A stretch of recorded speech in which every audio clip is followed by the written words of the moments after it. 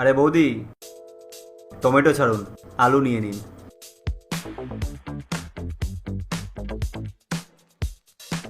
এ নাও দাদা, এটা করে দাও।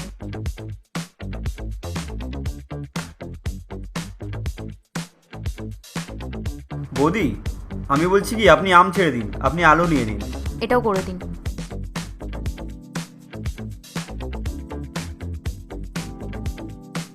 বৌদি, শাকে কি আছে, আপনি আলু নিয়ে নিন। কি প্রবলেম বলুন তো আপনার দাদা? আমার যেই সবজিটা দরকার আমি তো সেটাই কিনবো নাকি? তখন থেকে কি লাগিয়ে রেখেছেন? আলু নিয়ে নিন, আলু নিয়ে নিন। কেন আলু নেব? আপনি একটা কথা বলুন, আপনি যখন বাজারে প্যান্ট কিনতে যান তখন তো আপনি প্যান্টটাই কেনেন, শার্ট তো কেনেন না। অসহ্য লেগেছে একেবারে। আমি তো সেটাই আপনাকে বোঝাচ্ছি, আপনার যখন যে সবজিটা প্রয়োজন আপনি তো সেটাই নেবেন, নাকি আমার কথা শুনে আপনি আলু নিয়ে নেবেন? ঠিক সেরকমই, আপনার যদি কারোর উপরে ভুল ধারণা থাকে কিংবা অভিযোগ থাকে, আপনি সেই ব্যাপারটা তার সাথে গিয়ে কথা বলে নিন, নাকি আপনি লোককে বলে বেড়াবেন। আপনি কি বলতে চাইছেন? আরে কি বলবো আমি তোমাকে দিদি, আমার কোনো কাজ ওনার পছন্দ হয় না, সব কাজই খুদবার করে। আর আমার বর আছে না, ওর তো জবও চলে গেছে। আর আমাকে এটাও বলছিল যে আজকাল ওদের মধ্যে খুব ঝামেলা হয়, ওর আর ওর বরের মধ্যে। আরে সাথে তো ওদের দুজনের মধ্যে ডিভোর্সের কথাও চলছে। ওই বেচারার জীবনে না সব সমস্যা একসাথে চলে এসেছে। বৌদি, তাহলে আমি আপনাকে একটা গল্প শোনাই।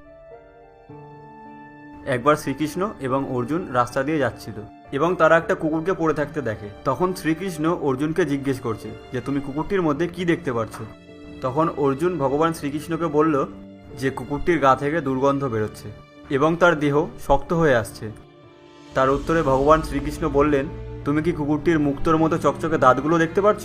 ঠিক সেই রকমই আমাদের জীবনে যতই খারাপ পরিস্থিতি আসুক না কেন, আমাদের তার মধ্যেই ভালো জিনিসটা খুঁজে নিতে হবে। কিন্তু আপনি সবসময় তার উল্টোটা করেন। আপনার জীবনে যা সমস্যা আছে আপনি সেটা লোকের কাছে বলে বেড়ান। আপনার জীবনে আপনার যার সাথে সমস্যা থাকবে আপনার তার সাথে গিয়ে কথাটা বলা উচিত। আপনার যদি আপনার শাশুড়ির সাথে সমস্যা থাকে আপনি তার সাথে গিয়ে কথা বলে নিন, কিংবা আপনার বরের সাথে যদি আপনার কোনো ভুল বোঝাবুঝি থাকে তাহলে আপনি তার সাথে গিয়ে মেটান। আর একটা কথা বলি ম্যাম আপনাকে, আমরা যখন সবজি কিনতে আসি তখন আমরা কি করি? আমরা তখন ভালো সবজিগুলো ঝুড়িতে তুলে খারাপ সবজিগুলো সাইডে রেখে দিই। ঠিক সেই রকমই আমাদের জীবন থেকে ভালো জিনিসগুলো ঝুড়িতে রেখে খারাপ জিনিসগুলো সাইডে রেখে দিতে হবে, ঠিক সেই খারাপ সবজিগুলোর মতো। কি বলুন তো বৌদি, সেই কারণে আমাদের সম্পর্কগুলো অনেক ভালো থাকে। আপনি একদম ঠিক বলেছেন।